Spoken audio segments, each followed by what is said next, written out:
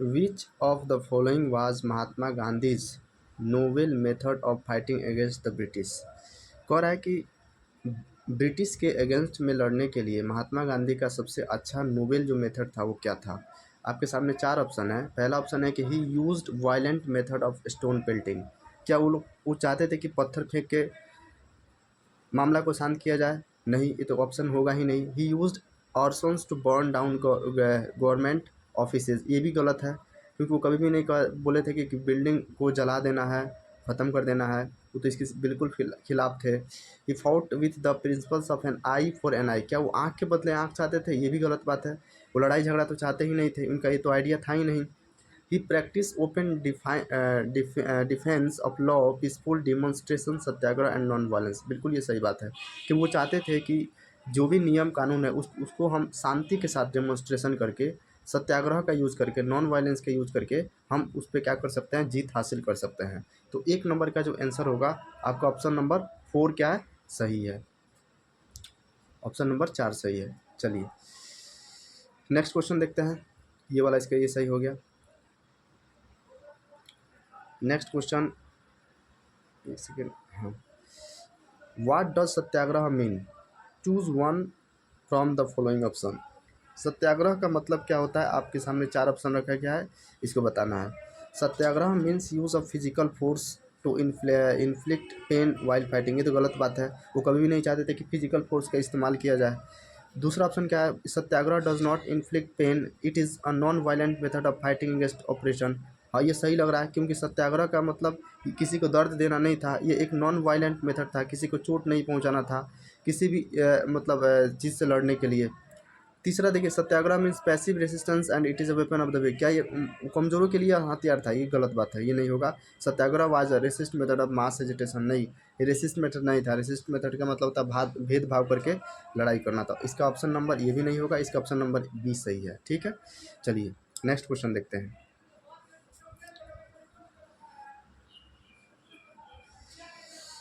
Next question है कि what was the purpose of imposing the Rowlatt act. कह रहा है कि रॉलेट एक्ट को प्रस्ताव करने के पीछे का रीज़न क्या था। The Rowlatt act forbade the Indians to qualify for administrative service. ये तो सीधे ऑप्शन गलत लग रहा है, क्योंकि रॉलेट एक्ट कभी भी ये मना नहीं करता था कि आपको एडमिनिस्ट्रेटिव सर्विस में नहीं जाना चाहिए। दूसरा देखिए, the Rowlatt Act had denied Indians the right to political participation. क्या रॉलेट एक्ट ने किसी भी पॉलिटिकल पार्टिसिपेशन से मना किया था? नहीं, ये सब बात नहीं है। The Rowlatt Act imposed additional taxes on Indians who were already groaning under the burden of taxes. Rowlatt Act का मतलब था कि हम एडिशनल टैक्स लगाएंगे, यानी अतिरिक्त कर लगाएंगे, टैक्स लगाएंगे। ये भी ऑप्शन गलत है। डी ऑप्शन देखिए, the Rowlatt Act authorise the government to imprison any persons without trial and convictions in a court of law. ये सही है। क्यों? क्योंकि रॉलेट एक्ट का मतलब सरकार ने इसलिए किया था कि किसी भी व्यक्ति को बिना किसी ट्रायल को उसको हम कोर्ट ऑफ लॉ में, यानी उसको हम जेल में डाल सकते थे, बिना अपील, बिना दलील और बिना वकील का ये कानून था। इसलिए 3 नंबर का ऑप्शन नंबर क्या होगा? डी सही होगा। ठीक, चलिए नेक्स्ट क्वेश्चन देखते हैं। चलिए इसमें देखिए, इसमें ये क्या कर रहा है कि certain events are given below, choose the appropriate chrono. इसका क्रोनोलॉजिकल ऑर्डर सजाना। क्रोनोलॉजिकल ऑर्डर का मतलब ये होता है कि कौन घटना सबसे पहले हुआ है, उस हिसाब से आपको ये सजाना है। ठीक है, तो देखिए, coming of Simon Commission to India, ये तो 1927 में आया था। ठीक, ये 1927 में आया था। डिमांड ऑफ पूर्ण स्वराज इन लाहौर सेशन, लाहौर सेशन का डिमांड कब है? 1929 में, 1929। ठीक, तीसरा गवर्नमेंट ऑफ इंडिया एक्ट 1999, ये 1919 का, ये तो सीधे इसी में दे दिया है। ठीक है, चंपारण सत्याग्रह कब हुआ था? 1917 में। अब एक बात बताइए, इन सभी चीज़ों में सबसे पहले घटना कौन आपको लग रहा है? चंपारण सत्याग्रह। तो जाहिर सी बात है, जो ऑप्शन 4 जो होगा वो सबसे पहले आएगा। तो इसमें 3 से शुरू हो रहा था, ये होगा नहीं। ये 1 से शुरू हो रहा था, ये होगा नहीं। ये 2 से शुरू हो रहा था, ये होगा नहीं। तो ये 4 से शुरू हो जाए, इसका क्रोनोलॉजिकल ऑर्डर क्या होगा? 4 3 2 1, 4 3 1 2, यानी पहले चंपारण सत्याग्रह, उसके बाद गवर्नमेंट ऑफ इंडिया एक्ट 1919, फिर इसके बाद एक ये होगा साइमन कमीशन आया, उसके बाद क्या होगा? लाहौर अधिवेशन हो जाएगा। ठीक, चलिए नेक्स्ट क्वेश्चन देखते हैं। नेक्स्ट क्वेश्चन यहाँ से, चलिए इस क्वेश्चन को पढ़िए। देखिए, why did general Dyer order to open fire on a peaceful demonstrations at Jallianwala Bagh, choose from the given options. कह रहा है कि जनरल जो डायर था, ओपन फायर का जो जो पीसफुल डिमॉन्स्ट्रेशन हो रहा था जालियांवाला बाग में, उस पर ओपन फायर की जो उसने ऑर्डर किया था, उसका रीज़न क्या था, आखिर उसका रीज़न क्या था। आपको 4 ऑप्शन दिया गया, इसको समझना है। He wanted to show his power, ये तो तीसरी ऑप्शन गलत है। वो अपने पावर को दिखाना चाहता था, बिल्कुल नहीं। Firing was ordered because it was an unduly crowded, वो इसलिए फायर कराया क्योंकि वहाँ पे बहुत ज़्यादा भीड़ जम गया था, ये भी गलत है, ये भी नहीं होगा। Because his object as he declare later was to produce a moral effect to create fear in the minds of satyagrahi, ये सही है। देखिए, क्योंकि उसका मेन मोटिव ये था, जो कि उस बाद में बताया, पहले नहीं बताया। जब उससे पूछा गया कि हम भाई आपने इस पर फायर क्यों कराया, तो बाद में उसने बताया कि जो एक मोरल इफेक्ट नहीं होता, एक नैतिक एक प्रभाव डालना, ठीक है, टू क्रिएट अ फियर, डर, डर का माहौल बनाना, किसके माइंड में, सत्याग्रही के माइंड में, कि एक प्रकार का डर की भावना आ जाए, इसलिए मैंने उस पर क्या किया, फायर करवा दिया। तो ये सी ऑप्शन सही है। चौथा देखिएगा, he order to fire because he notice a sudden unrest in the crowd, नहीं, वो इसलिए मतलब फायर करवाया क्योंकि उसने क्राउड में कुछ अचानक से इस तरीके का देखा, अनरेस्ट सिचुएशन देखा, नहीं, गलत है। तो 5 नंबर का ऑप्शन नंबर क्या होगा, सी होगा। ठीक है, चलिए 6 नंबर क्वेश्चन में चलिए। ये तो इजी क्वेश्चन है। Who was the writer of the book Hind Swaraj, Hind Swaraj के लेखक कौन है, महात्मा गांधी। ठीक है, चलिए।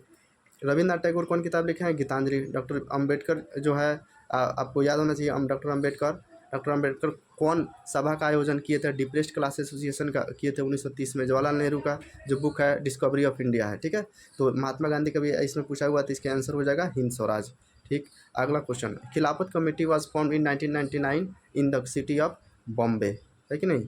खिलाफत कमेटी का गठन कहाँ किया गया था, 1919 में किया गया था, बॉम्बे में किया था। यहीं पे महात्मा गांधी गए, यहाँ पे दो भाई थे, अली बंधु, और जहाँ से इन्होंने खिलाफत मूवमेंट का शुरुआत की बात किया गया था। ठीक, तो यहाँ का सही ऑप्शन क्या हो जाएगा, बॉम्बे हो जाएगा। ठीक, नेक्स्ट क्वेश्चन देखिए,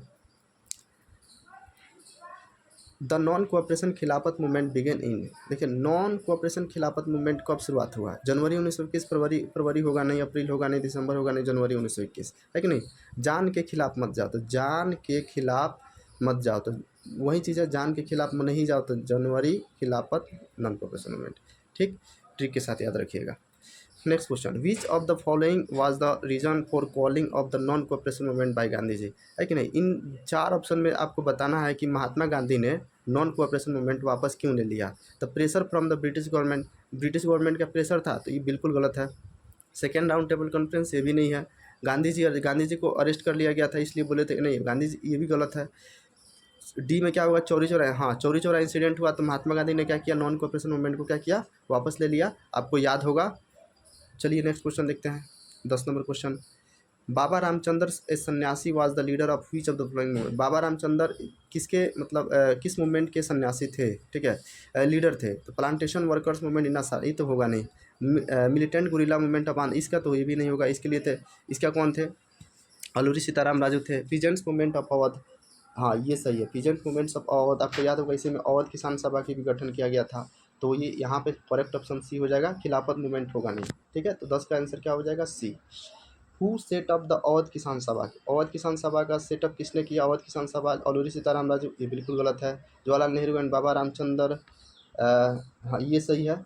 जवाहरलाल नेहरू एंड शौकत अली, ये तो होगा नहीं, महात्मा गांधी होगा नहीं, तो इसका ऑप्शन नंबर क्या हो जाएगा, बी हो जाएगा। ठीक, चलिए नेक्स्ट क्वेश्चन देखते हैं, the Simon commission was boycotted because, Simon commission का बॉयकट क्यों किया गया, बहिष्कार क्यों किया गया, there was no British member in the commissioner, पहला रीज़न था कि उस कमीशन में कोई भी ब्रिटिश मेंबर नहीं था, नहीं भाई उसमें तो सब ब्रिटिश मेंबर ही थे, तो ये तो आंसर होगा ही नहीं। It demand separate electorates for Hindus and Muslim, क्या ये लोग हिंदू के लिए अलग और मुस्लिम के लिए इलेक्टोरेट्स की डिमांड कर रहे थे, नहीं, ऐसा डिमांड दलितों का था। There was no Indian member in the commission, yes ये सही है, क्योंकि इस कमीशन में कोई भी इंडियन मेंबर को शामिल नहीं किया गया था, इसलिए ऑप्शन नंबर सी सही है। It favoured the Muslim over the Hindus, नहीं ये भी गलत हो जाएगा। ठीक, चलिए नेक्स्ट क्वेश्चन देखते हैं, चलिए क्वेश्चन पढ़ते हैं। Who A form of demonstrations used in the non-cooperation movement in which people block the entrance to shop, factory or office is, देखिए डिमॉन्स्ट्रेशन का मतलब होता है एक तरह से प्रस्तुति कह सकते हैं। जैसे नॉन कोऑपरेशन आंदोलन में जो लोग जो क्या कर रहे थे, दुकानों पर ब्लॉकेज लगा ले रहे थे, फैक्ट्री में ब्लॉकेज लगा ले रहे थे, या ऑफिस को भी क्या कर रहे थे, घेराबंदी कर रहे थे, उसको क्या कहा गया, उसको क्या बॉयकट कहा गया, नहीं, इसको बॉयकट नहीं किया गया, ना ही बेगार, बेगार तो मतलब होता है ज़बरदस्ती काम करवाना, बंद भी नहीं होगा, इस होगा पिक्ट, पिकेटिंग होगा, पिकेटिंग यहाँ पे ऑप्शन क्या हो जाएगा, सही हो जाएगा। ठीक, चलिए नेक्स्ट क्वेश्चन देखते हैं। Who form the Swaraj party with in the Congress. ठीक है, इसमें सी आर दास और मोतीलाल नेहरू होंगे। जवाहरलाल नेहरू और मोतीलाल नेहरू नहीं, ये गलत हो जाएगा। जवाहरलाल नेहरू तो वो निकल गए थे। अब्दुल गफ्फार खान ये तो होगा नहीं। जवाहरलाल नेहरू एंड सुभाष चंद्र बोस ये भी नहीं होगा। सी आर दास, चित्तरंजन दास और मोतीलाल नेहरू ये करेक्ट ऑप्शन है। ठीक है, who found the depressed class association in 1932। Arun Sitaraman ji तो बिल्कुल गलत है। सी आर दास भी गलत है। एम आर जयकर गलत है। बी आर अम्बेडकर, ये बी आर अम्बेडकर यहाँ पे सही हो जाएगा answer. Next question, which party did not boycott the council election held in the year 1921। कौन ऐसा पार्टी था जिसने काउंसिल इलेक्शन को बॉयकॉट नहीं किया था? स्वराज पार्टी किया था, मुस्लिम लीग किया था, कांग्रेस पार्टी भी किया था, जस्टिस पार्टी नहीं किया था। ठीक है, तो इसका आंसर जो होगा जस्टिस पार्टी इसका आंसर हो जाएगा। ठीक, next question, what do you mean by the term begar. Begar का मतलब क्या होता है जी? An act to prevent plantation worker to leave the tea garden. एक ऐसा एक्ट जिसमें प्लांटेशन वर्कर को टी गार्डन को बिना परमिशन के, ये तो नहीं होगा। बेगार का मतलब ये नहीं होता है। The forced recruitment of soldier in, ज़बरदस्ती सैनिकों का भर्ती कराना, ये भी गलत है। Labour that villages were force to contribute without pay and payment. ठीक, इसमें कह रहा है कि ऐसा मजदूरी जिसमें विलेजर्स जो होते थे ज़बरदस्ती वेयर फोर्स, उनको मजबूर किया जाता था कि बिना पेमेंट के क्या करें, काम करें। ठीक है, तो ये सही है, ऑप्शन नंबर सी सही है। D point is a refusal to deal and associate with the people और पार्टिसिपेट इन, ये भी गलत हो जाएगा। तो ऑप्शन नंबर सी इसका करेक्ट आंसर होगा। 19 नंबर क्वेश्चन देखते हैं। Where did Mahatma Gandhi start his famous salt march on 12 March 1930। कह रहा है कि महात्मा गांधी ने अपना नमक सत्याग्रह 12 मार्च 1930 को कहाँ से शुरुआत किया था? तो साबरमती से किया था। ठीक है, दांडी तक गए थे। तो इसका ऑप्शन नंबर क्या हो जाएगा? साबरमती, सी ऑप्शन हो जाएगा सही। 20 number, which industrialist attacked colonial control over Indian economy and supported the civil disobedience movement. इसमें से कौन इंडस्ट्रियलिस्ट थे जिन्होंने हमला किया था कॉलोनियल कंट्रोल, जो कि मतलब इंडियन कंपनी जो इंडियन कंपनी पर जो कॉलोनियल कंट्रोल था, और उसको हमला किए, अटैक किए और उसको सपोर्ट भी किए, सिविल डिसोबीडियंस मूवमेंट को सपोर्ट किए थे। क्या है? दिन सावत पेट, ये भी नहीं होगा। पुरुषोत्तम ठाकुर दास ये होगा। द्वारिकानाथ टैगोर ये होगा ही नहीं। इसका ऑप्शन नंबर हो जाएगा पुरुषोत्तम दास ठाकुर हो जाएगा। ठीक, ये यही लास्ट क्वेश्चन था। नेक्स्ट वीडियो में मैं बताऊंगा आपको असर्शन एंड रीजन से, इससे क्वेश्चन पूछा जाता है। ठीक है, आपके पास एक दो स्टेटमेंट दे दिया जाएगा और उससे रिलेटेड 4 ऑप्शन दिया जाएगा कि कौन सही है, कौन गलत है, क्या ए आर का व्याख्या करता है या आर ए का व्याख्या नहीं करता है। इस तरीके का स्टेटमेंट हम नेक्स्ट वीडियो में कवर करेंगे। ठीक है, इससे रिलेटेड अगर आपको किसी तरह का दिक्कत हो तो बताइएगा कमेंट सेक्शन में। Thank you so much.